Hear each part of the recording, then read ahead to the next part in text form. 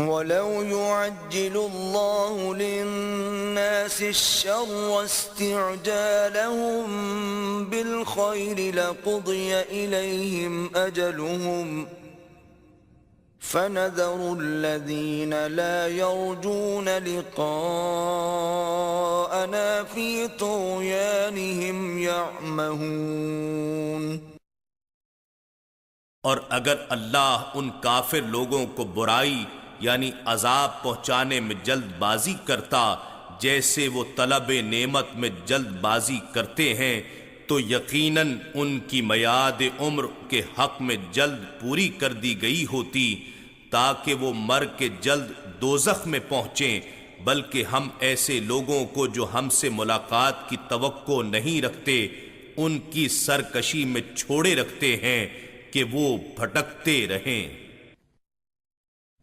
وَإِذَا مَسَّ الْإِنسَانَ الضُّرُّ دَعَانَا لِجَنبِهِ أَوْ قَاعِدًا أَوْ قَائِمًا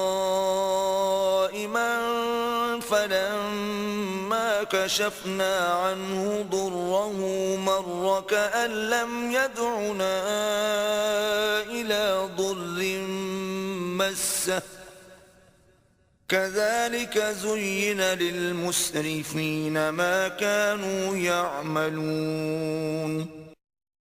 اور جب ایسے انسان کو کوئی تکلیف پہنچتی ہے تو وہ ہمیں اپنے پہلو پر لیٹے یا بیٹھے یا کھڑے پکارتا ہے، پھر جب ہم اس سے اس کی تکلیف دور کر دیتے ہیں تو وہ ہمیں بھلا کر اس طرح چل دیتا ہے گویا اس نے کسی تکلیف میں جو اسے پہنچی تھی ہمیں کبھی پکارا ہی نہیں تھا۔ اسی طرح حد سے بڑھنے والوں کے لیے ان کے غلط اعمال آراستہ کر کے دکھائے گئے ہیں جو وہ کرتے رہے تھے۔ وَلَقَدْ أَهْلَكْنَا الْقُرُونَ مِن قَبْلِكُمْ لَمَّا ظَلَمُوا وَجَاءَتْهُمْ رُسُلُهُم بِالْبَيِّنَاتِ وَمَا كَانُوا لِيُؤْمِنُوا كَذَلِكَ نَجْزِي الْقَوْمَ الْمُجْرِمِينَ۔ اور بے شک ہم نے تم سے پہلے بھی بہت سی قوموں کو ہلاک کر دیا جب انہوں نے ظلم کیا اور ان کے رسول ان کے پاس واضح نشانیاں لے کر آئے مگر وہ ایمان لاتے ہی نہ تھے، اسی طرح ہم مجرم قوم کو ان کے عمل کی سزا دیتے ہیں۔ ثم جعلناكم خلائف في الأرض من بعدهم لننظر كيف تعملون۔ پھر ہم نے ان کے بعد تمہیں زمین میں ان کا جانشین بنایا تاکہ ہم دیکھیں کہ اب تم کیسے عمل کرتے ہو۔ وَإِذَا تُتْلَى عَلَيْهِمْ آيَاتُنَا بَيِّنَاتٍ قَالَ الَّذِينَ لَا يَرْجُونَ لِقَاءَنَا ائْتِ بِقُرْآنٍ غَيْرِ هَذَا أَوْ بَدِّلْهُ قُلْ مَا يَكُونُ لِي أَنْ أُبَدِّلَهُ مِنْ تِلْقَاءِ نَفْسِي إِنْ أَتَّبِعُ إِلَّا مَا يُوحَى إِلَيَّ إِنِّي أَخَافُ إِنْ عَصَيْتُ رَبِّي عَذَابَ يَوْمٍ عَظِيمٍ۔ اور جب ان پر ہماری روشن آیتیں تلاوت کی جاتی ہیں تو وہ لوگ جو ہم سے ملاقات کی توقع نہیں رکھتے کہتے ہیں کہ اس قرآن کے سوا کوئی اور قرآن لے آئیے یا اسے بدل دیجئے۔ اے نبی مکرم فرما دیں مجھے حق نہیں کہ میں اسے اپنی طرف سے بدل دوں، میں تو فقط جو میری طرف وحی کی جاتی ہے اس کی پیروی کرتا ہوں، اگر میں اپنے رب کی نافرمانی کروں تو بے شک میں بڑے دن کے عذاب سے ڈرتا ہوں۔ قُل لَّوْ شَاءَ اللَّهُ مَا تَلَوْتُهُ عَلَيْكُمْ وَلَا أَدْرَاكُم أراكم به فقد لبثت فيكم عمرا من قبله أفلا تعقلون۔ فرما دیجئے اگر اللہ چاہتا تو نہ ہی میں اس قرآن کو تمہارے اوپر تلاوت کرتا اور نہ وہ خود تمہیں اس سے باخبر فرماتا۔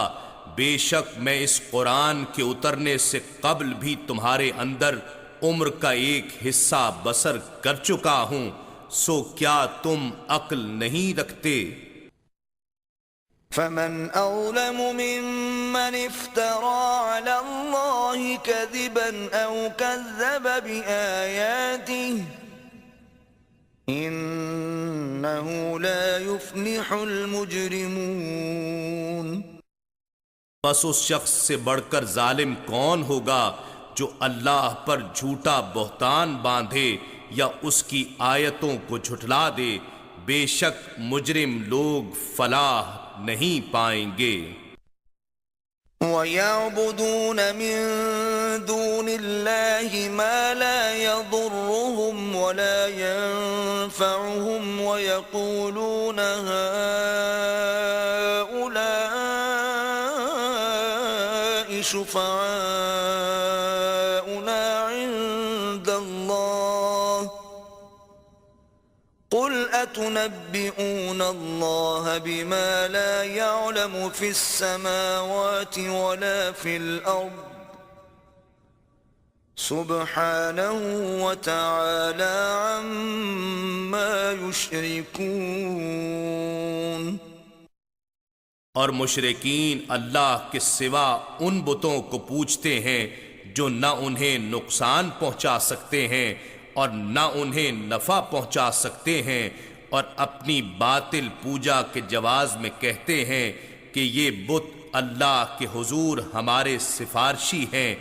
فرما دیجئے کیا تم اللہ کو اس شفاعت اصنام کے من گھڑت مفروضے سے آگاہ کر رہے ہو جس کے وجود کو وہ نہ آسمانوں میں جانتا ہے اور نہ زمین میں، یعنی اس کی بارگاہ میں کسی بت کا سفارش کرنا اس کے علم میں نہیں ہے، اس کی ذات پاک ہے اور وہ ان سب چیزوں سے بلند و بالا ہے جنہیں یہ اس کا شریک گردانتے ہیں۔ وَمَا كَانَ النَّاسُ إِلَّا أُمَّةً وَاحِدَةً فَاخْتَلَفُوا وَلَوْلَا كَلِمَةٌ سَبَقَتْ مِنْ رَبِّكَ لَقُضِيَ بَيْنَهُمْ فِيمَا فِيهِ يَخْتَلِفُونَ۔ اور سارے لوگ ابتدا میں ایک ہی جماعت تھے، پھر باہم اختلاف کر کے جدا جدا ہو گئے، اور اگر آپ کے رب کی طرف سے ایک بات پہلے سے طے نہ ہو چکی ہوتی کہ عذاب میں جلد بازی نہیں ہوگی تو ان کے درمیان ان باتوں کے بارے میں فیصلہ کیا جا چکا ہوتا جن میں وہ اختلاف کرتے ہیں۔